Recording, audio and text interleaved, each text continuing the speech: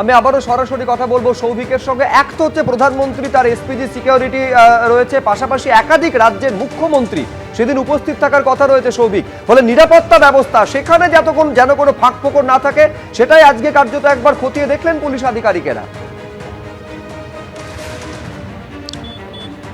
দেখো, একদমই এই কাজটা কিন্তু শুধুমাত্র আজকে একবার হয়েছে তেমন নয়। এই নিরাপত্তা যাতে সুনিশ্চিত করা যায়, নিখুঁত করা যায় এবং নির্ভুল করা যায়, তার জন্য কিন্তু বারবার এই পরিদর্শন হবে, এমনটাই কিন্তু আমরা খবর পেয়েছি।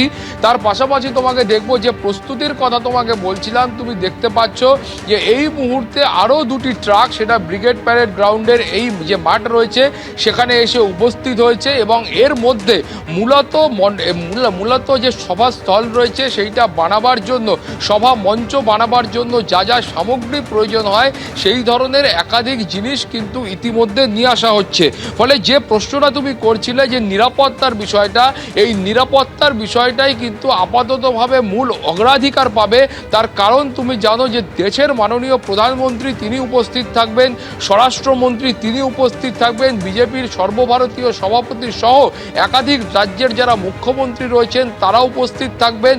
ফলে নিরাপত্তার বিষয়টাকে সুনিশ্চিত করবার জন্য এবং নির্ভুল করবার জন্য যা যা পদক্ষেপ গ্রহণ করার প্রয়োজন সেটা গ্রহণ করা হচ্ছে।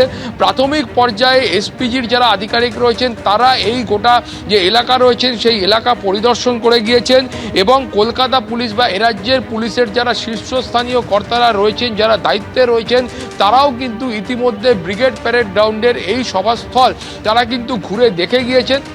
ফলে তুমি বুঝতে পারছো যে এই মুহূর্তে নিরাপত্তা এবং তার পাশাপাশি গোটা এলাকাটাকে সাজিয়ে তোলার যে কাজ রয়েছে সেটাই কিন্তু চূড়ান্ত প্রস্তুতি, সেই কাজই কিন্তু এই মুহূর্তে চলছে।